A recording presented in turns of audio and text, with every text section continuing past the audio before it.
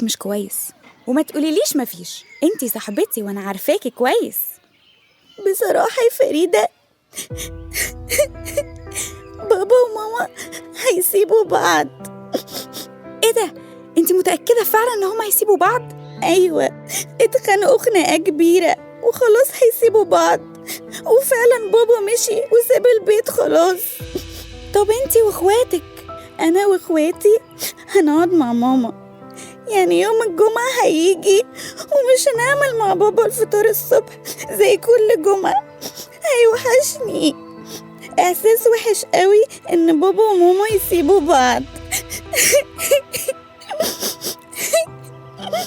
اهدي يا نيلي، أنا معاكي. يعني أعمل إيه يعني؟ اتصرفي، ما هي غلطتك يا هانم. يعني أنا اللي غلطانة؟ أيوة، أنت اللي غلطانة. على طول أنا اللي بطلع غلطانة، وإنت ملاك مش بتغلط أبداً. يوسف، يا يوسف. نعم. عايزاك في موضوع مهم. أنا مش فاضي دلوقتي، بلعب. يا ابني ركز، الموضوع مش مستحمل، في مصيبة هتحصل. إيه، صلاح مش هيلعب في المنتخب؟ منتخب ايه بس؟ يا ابني بابا وماما بيتخانقوا. دي المصيبة؟ ما عادي يعني، هي أول مرة. لا، بس صاحبتي في المدرسة باباها ومامتها سابوا بعض بعد خناقة.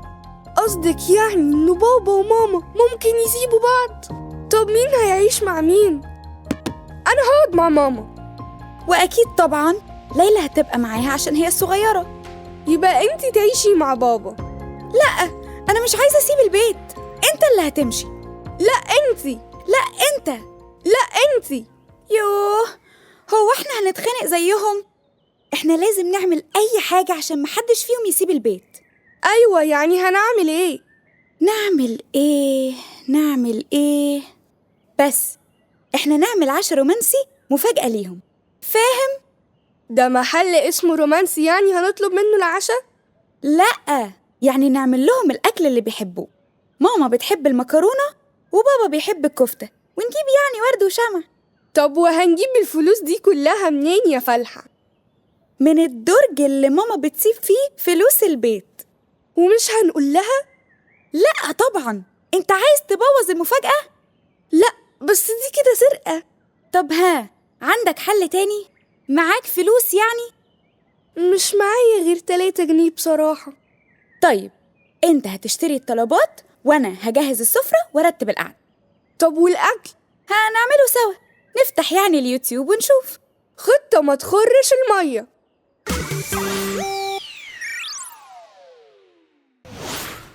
كده تمام. بابا نزل وليلى وماما نايمين. مش عارفة بس يوسف اتأخر ليه؟ جبت كل الطلبات اللي كتبتيها، ربنا يستر بس وماما ما تحسش بالفلوس اللي نقصت. طب يلا بينا نشتغل.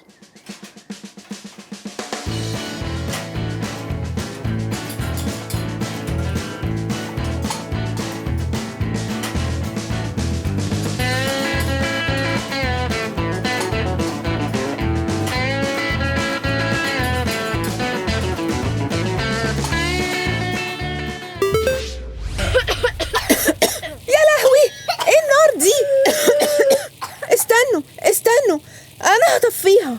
ابعدوا انتوا بس يا ولاد. ألو؟ أيوة يا هادي، تعالى دلوقتي شوف العيال عملوا ايه. كانوا هيولعوا في البيت بس ربنا ستر. احنا كويسين، بس يلا تعالى بسرعة.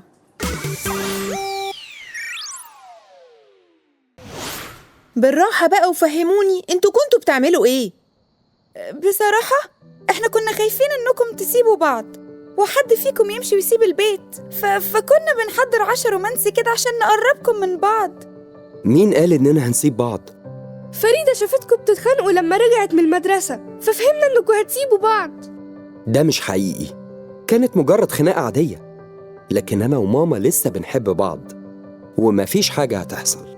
وعشان انتوا فهمتوا غلط وما تكلمتوش معانا وتصرفتوا على طول، حصل مشاكل والبيت كله كان هيولع. بعد كده لو شفتوا حاجة أو حسيتوا بحاجة، مهم إنكم تعبروا وتتكلموا مع حد بتثقوا فيه. ممكن يكون أنا أو ماما أو حتى الميس اللي بتحبوها، لكن المهم إنكم تعبروا عن مشاعركم. بصراحة ما كناش عايزين نقول لحد عشان كنا خايفين. والخوف ده شعور صعب قوي. أنا معاك إن الخوف إحساس صعب، عشان كده ربنا طمنا كتير وطلب إننا منخافش، لكن مش معنى كده إننا نخبي مشاعرنا وما نتكلمش عنها. يعني لما حد فيكو بيكون عيان بيخبي علينا؟